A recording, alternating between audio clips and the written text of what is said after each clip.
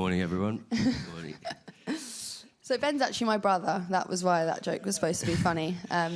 So I'm going to ask you who you are, where'd you come from? But I know the answer, so can you just tell everyone else a little bit about who you are? Yeah. So hi all, I'm Ben, and I am living in London at the moment doing my economics undergrad at the LSE. I grew up in Medway with these guys. I went to CCC, and I'm currently based in a church called St Nick's in London. Great, thanks, man. So why we're asking you to do an interview is we want to know a little bit about what your walk with God has looked like. Yeah. So do you want to shed some light on that? Yeah. So the last, so I went to my first year of uni last year, so not the September just gone, the one before. And the first year was a rocky road, but a great one. And I'd grown up in a Christian home, as with Megan too, and I had quite a sheltered faith, I think, growing up, and I'd never truly grasped the weight of the gospel message and, you know, my salvation and what it truly meant. And so when I went to uni, you can probably guess what happened. My faith fell flat on its face pretty quickly. I didn't last anywhere near as long as I would have hoped for. And so that last year, I wasn't walking with God at all. There was about a 10-month period where, I had zero to do with it. And I had built this friendship group that I loved. I had got myself into a non-Christian relationship, and I was very invested in it. And the words that were just shared were pretty powerful because I was essentially serving that master. You know, I wasn't serving God as my master. I was serving that one, and I was being held back by that master, almost like the word Anna shared with the dog on the leash. You know, I could not run for sure.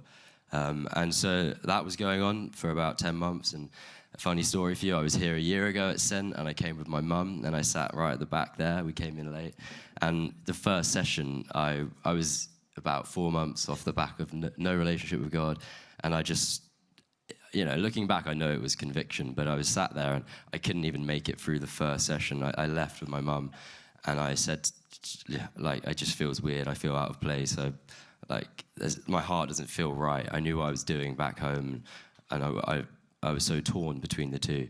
And anyway, to cut a long story short, I went on for another few months, and then throughout the whole time, I was always torn. I remembered what I'd been raised in, and I was struck by it the whole way. And I knew that what I was investing in, this life, that it felt good, it was going nowhere, and there was no real strength to it.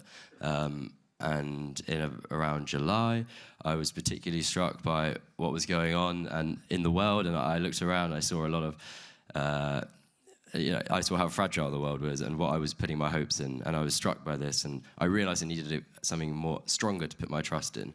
And at that time, I decided to explore my options. You know, it wasn't, to be honest with you guys, it wasn't just Christianity. I was looking at, like, you know, what are all these worldviews? I'd never actually been in the situation where I was looking at them. And I was quite quickly pushed back to Christianity. And at that time, God brought me, I ended the non-Christian relationship, and I stepped away from that. And what that looked like for me was I lost that and a lot of friends. And it was, as you can imagine, being real with you guys, a lot of heartbreak, a lot of pain. And yeah, that was the last year. And then the last 6 months have kind of been coping with that, which we're going to go on to. Yeah, it's amazing. And that was a lot of sacrifice for you, wasn't it? Like having to choose between the world and what you loved so much, like people that you love so much, and God. And that was a massive part of, like, laying that down. Yes. For the cost of that. Jesus is well worth that. Yeah. And that was really, really powerful. So since like, it's coming back to God, can you just tell everybody, like, what some exciting things that have been happening? So you're obviously at university, and you're living with friends. So what's been going on there, like in yourself, but also with your peers and in uni as well? Yeah, so I was in a really great friendship group for the last year, as I mentioned, and I lived with one of the guys that was in that group, and he knew all that was going on. You know, he knew my relationship, he knew everybody, and he saw it all going on because I was living with him over the summer. We were both working in London,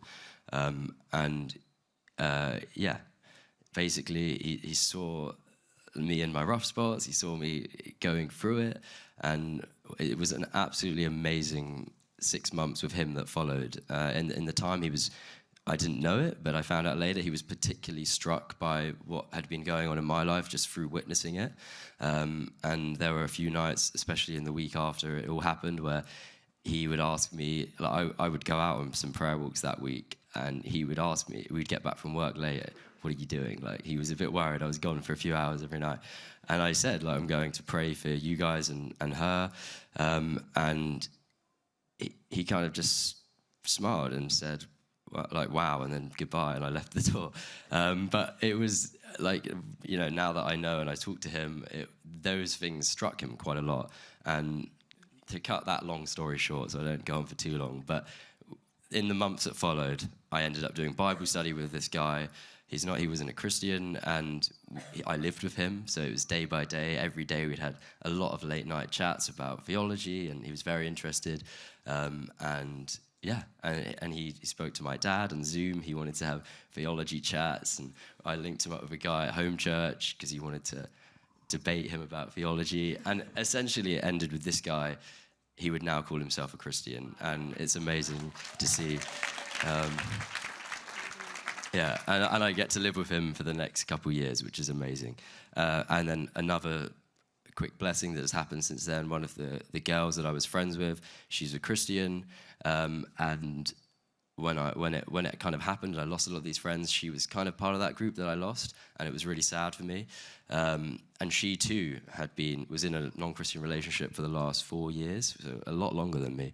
And it turned out she was, as you can imagine, struggling with that quite a lot. But about a month ago, so 5 months into this period of kind of coldness with these people, and I was missing them all, she came to me and she said that she had come out of her non-Christian relationship, and the first words to me were, you're the friend that I feel like I can relate to. You can relate to me through this.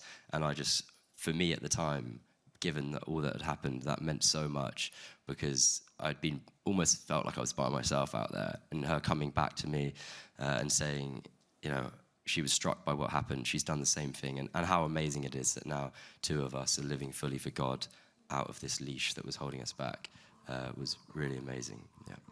Yeah, and so making that decision to follow God and leave other stuff behind, it was a really big sacrifice. I remember we came and saw you not long after, and you were really, sad about it all, as you would be, because it was a big sacrifice. So what would you say to encourage us? And kind of, there might be people in this room as well who are feeling they're slightly torn between 2 things, and God's calling, but they know that there's other things that are holding them back, or like leashes, like the word that Anna brought. How did you come to that place where you were like, right, I'm willing to sacrifice all of this that I love and follow Jesus and give it all up? And what else would you say to encourage us? Yeah.